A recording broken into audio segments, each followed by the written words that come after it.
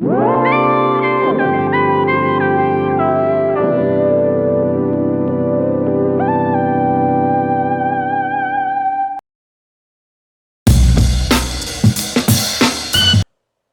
guys, it's J.Anthony and welcome back to the channel. I've got something a little different for you guys today. If you've been watching me for a while, which thank you guys so much by the way, this is something a little outside of what I've been posting for you guys recently. So as you know, I kind of jumped off the Swiss bandwagon several years ago, and you know, a lot of my videos I've been accused of, rightfully so, not being the biggest ETA or ETA, if you want to go that route, fanboy, and kind of saying that they were kind of the dirty secret of the Swiss watch world, where people use them as a scapegoat so they could save money instead of building, you know, proper in-house movements.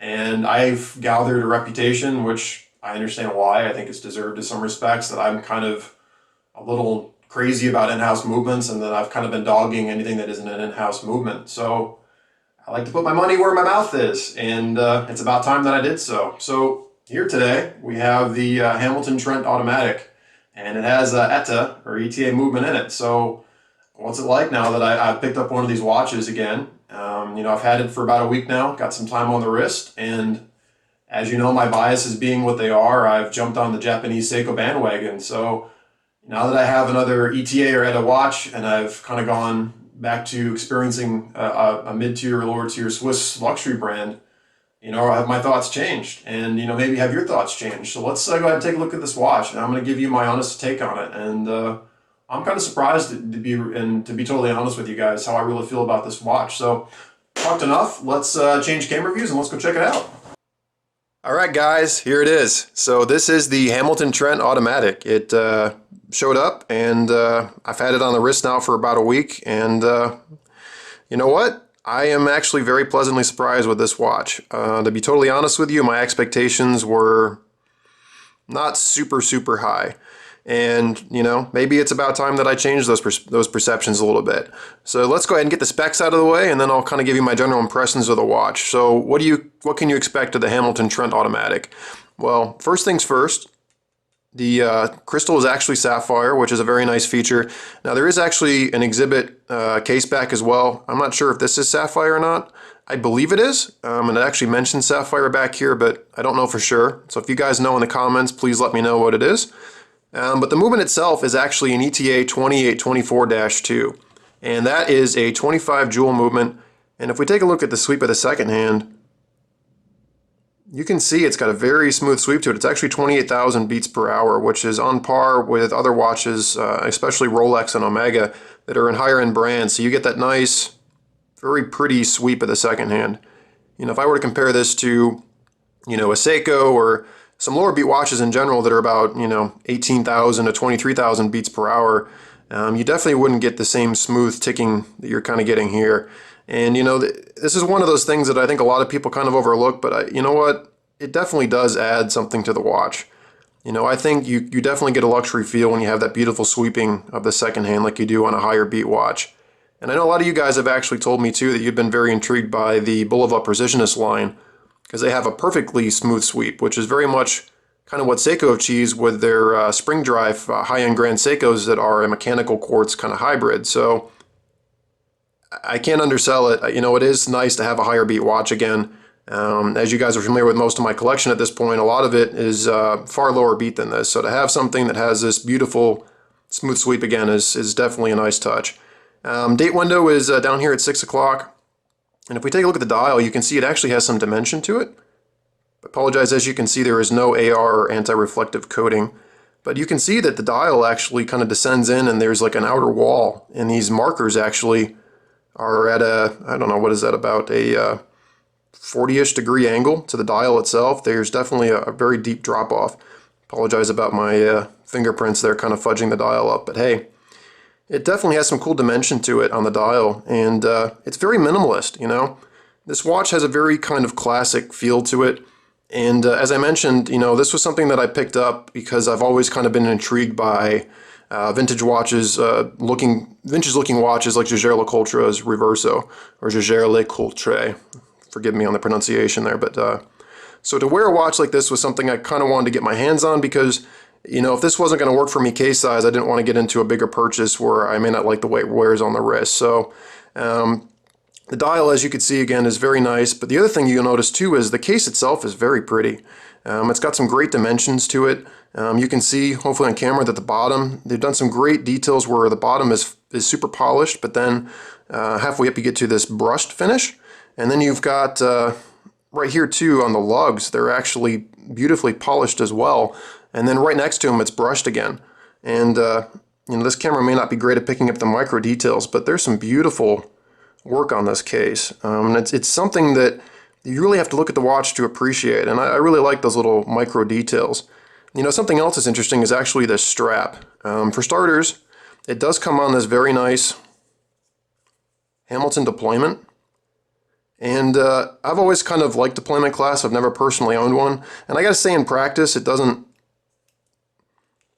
yeah, it's already gritty. It's not the easiest thing to put on the wrist. I have a hard time locking it through this loop and then getting it to lock in.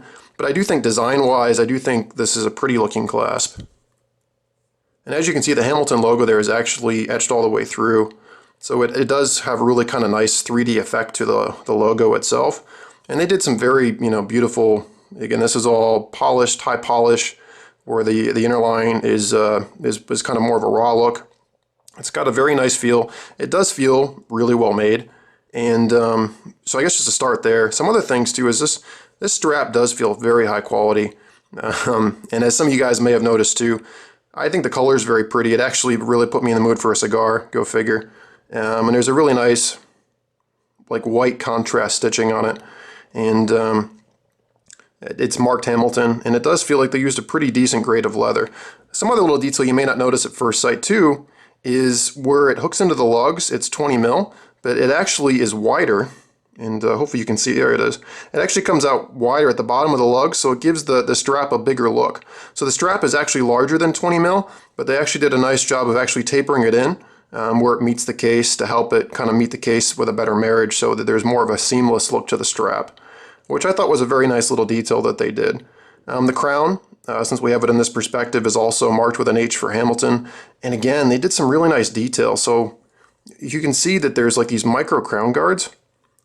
And just look at the dimensionality to them. They very much have a beautiful kind of shape and design to them. I mean, just look at the way all the different layers of the case come together. There's definitely some really cool idiosyncrasies, intricacies to this case when you look at it up close. And again, that dial is just, it's very, very pretty. And as I mentioned, this does use an ETA movement, or ETA movement, and this is the 2824. And you know, this movement's been around for a million years. So those of you that have seen one before will recognize this instantly. The winding system for the rotor in particular is kind of a giveaway for me of what this movement is. But this is a great movement, you know, it really is. You know, I dog a lot of manufacturers for using ETA movements in their cases because of their affordability. But, you know, this is not a Tag Heuer or an Omega. This is a lower end watch compared to those. This is a Hamilton. And, you know, I think in a watch like this, this is a totally appropriate movement. And again, you're getting, you know, 25 joule, 28,000 beats per hour. You're getting that really nice ticking of the second hand. You know, this is a watch where it makes total sense to me. And you can see hopefully here too that Hamilton marked the rotor too, which I do think is, you know, a nice little touch. And the case back is actually held in with screws too, which I thought was a very nice little detail, you know, versus just like a generic screw-in case. And actually the deployment too is also screwed in, which I thought is very nice as well. So I tell you what, they did a really nice job with this watch. I got to give Hamilton credit for where it's due. And if for those of you that are curious, we'll back it out a little bit. I'll show you what it looks like on my wrist. So I have a 6.5 inch wrist, and we'll slide the deployment on here. Oh, and by the way, the buckle itself is also, it goes straight through, and it's got an H for Hamilton, which is again really kind of cool detail. So there you go. There it is on the wrist. You know, it actually wears a little bit larger than I would have thought of. And, you know, you've got the center dial for sure, but there's that beautiful little extra bit of dimension coming off on either side of the case. It's very much, it wears wider than I would have thought. And there you can see it from the side as well. It actually is a pretty substantial feeling watch. I mean, it's heavier than you would think. And it's got, again, there's a lot of detail going on that you know, might be missed at first glance. And that strap is just beautiful. I think I might steal it and put it on another one of my watches. But so there you go. So what do I think about the watch overall? You know, honestly, like I said, it's exceeded my expectations. You know, I think the movement in it is totally justified in a watch like this. And, you know, I think at the price point, I think this is an awesome buy if you have to have a Swiss entry-level luxury Swiss watch. I think this is definitely a grade above the Tissot's that I've looked at in the past, and I think this is easily on par with a Tag Heuer you're going to spend more money on. And look at that. I mean, you got this like beautiful 50s, 60s, mid-century design, but there's even like a nod back to the Art Deco era. I mean, you're getting a lot of style on this watch. And again, you're getting an awesome quality band. You're getting some beautiful details of brushed and polished accents on the case itself.